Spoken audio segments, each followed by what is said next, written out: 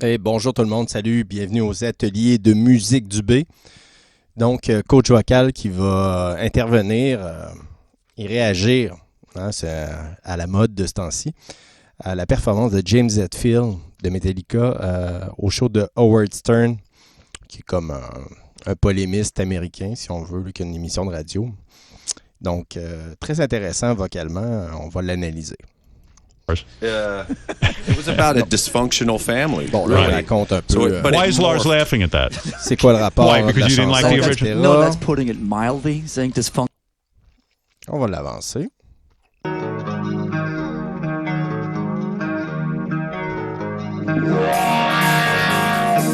On peut voir tout de suite, hein, le son est plus raw, plus cru.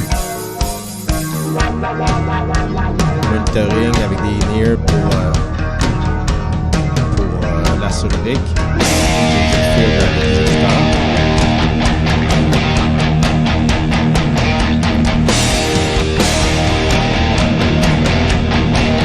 Et ça a joué.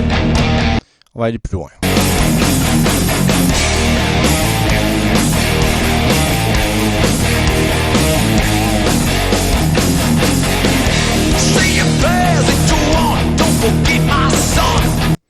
Intéressant, les amis. Donc, je vais le remettre un petit peu. Hein, regardez le placement vocal.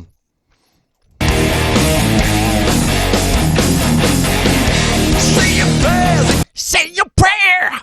Donc, on voit vraiment un placement vraiment à l'avant, plutôt que si on pouvait comparer avec la version studio, un placement beaucoup plus guttural. Je crois que James Hetfield a changé sa façon de chanter avec les années pour s'habituer. Puis on voit qu'il... c'est pas parfait, hein? C'est pas une justesse absolue, puis c'est bien correct comme ça, moi ça me dérange pas. Son! Hein, on le voit dans le placement, même les voyelles sont un petit peu fermées par rapport à l'enregistrement studio. Donc une petite fausse note. Normal, hein? On s'entend pas d'une perfection, surtout que c'est peut-être pas une balance de son parfaite, là.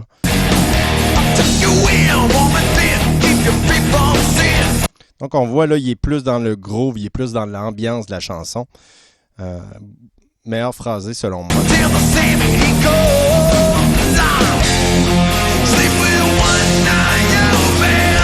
Oh, hein?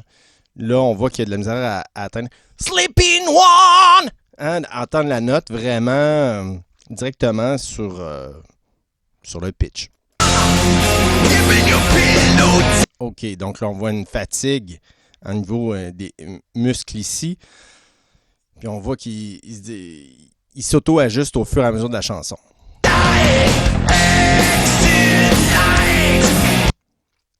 Ça, c'est bien. Il y a une autre chanson. C'est ça, un professionnel. Hein? Il se réajuste au fur et à mesure.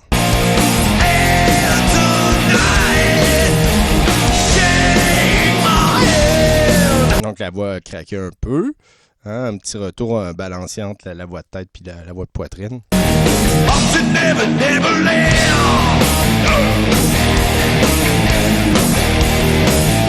Donc, hein, on ne s'attend pas à la perfection d'une performance comme ça.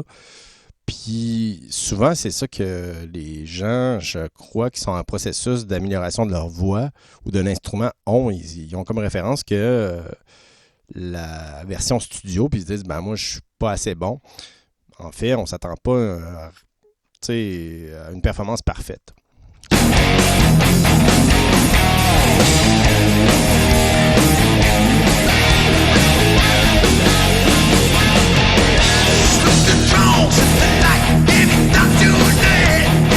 Donc, on voit, hein, il est concentré, les yeux fermés. Ça n'a pas l'air facile. Ça n'a pas l'air facile. Pourtant, c'est une chanson qu'il doit maîtriser sur le bout de ses doigts.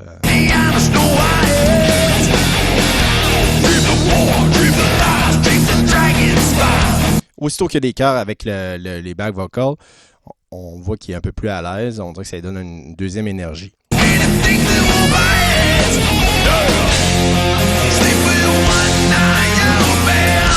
OK, ça c'est clairement un manque d'appui diaphragmatique. Sleepy noir! Hein? Donc là, c'est vraiment important qu'il Ben, c'est ça, hein? Un très bon guitariste, James Hetfield, mais des fois, bon, on déséquilibre un peu notre phrasé.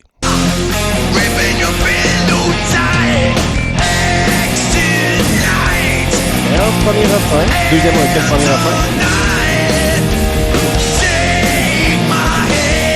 Oh, intéressant. Donc, là, son rôle, moi, je le trouve particulièrement intéressant. Il est beaucoup mieux placé. Hein, on voit qu'il est placé vraiment pas directement dans la gorge. C'est ça, ça évite une fatigue vocale. On va sauter le solo. On va chercher la guitare. Hein. Non.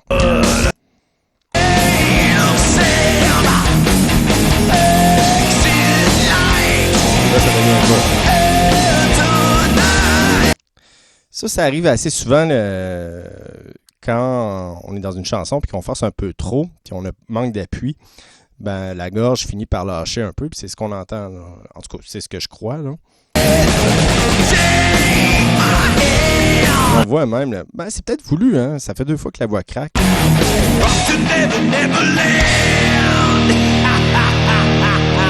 énergie.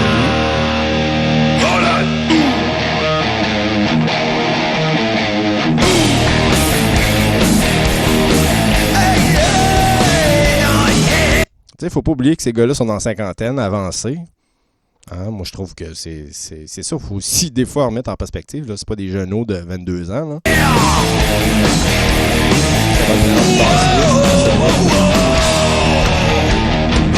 Le boss de Metallica. Donc, un bon gros, mais pas une position rythmique extrême. Outro.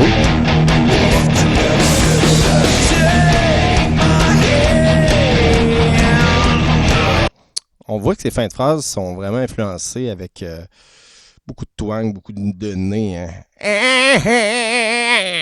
Hein. Bon, une façon de placer le son qui, quand on est monitoré, des fois on s'entend mieux comme ça, mais bon, c'est loin de la version studio. Hein, maintenant, le bassiste qui fait ses bacs un peu de guttural à la death metal. Là. Intéressant.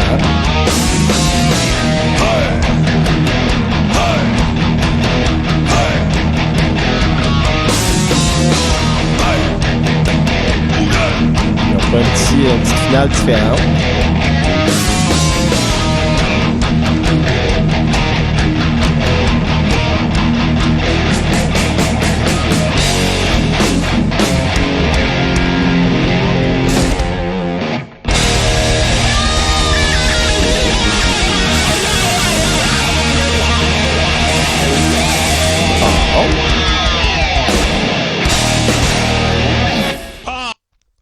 Intéressant. Donc, on peut voir, hein, même nos vedettes. Moi, je suis un grand fan de Metallica. C'est vraiment un groupe qui m'a beaucoup influencé. Puis James Hetfield, j'ai toujours aimé sa voix, même si c'est pas un grand chanteur. Il fait le boulot dans Metallica, puis parfaitement pour ce type de chanson-là. Je ne voudrais pas un autre type de voix. Mais ça donne une référence. Hein? C'est ça, c'est important d'aller écouter des chanteurs live. Puis maintenant, presque tout est disponible maintenant sur YouTube. Profitez-en, hein, ça vaut la peine. Puis analysez comme moi, hein, ça prend juste des moments où tu te dis « OK, ouais ». Puis être indulgent vis-à-vis de soi, puis de voir la progression, ça ne veut pas dire qu'on ne peut pas s'améliorer. Puis d'ailleurs, ceux qui veulent s'améliorer, ben j'ai encore 1-2 dispos pour la session d'hiver en personne, maintenant qu'on peut enseigner. Donc voilà, fait que pouce bleu, hein, on s'abonne. Et on se dit à la prochaine. Bye!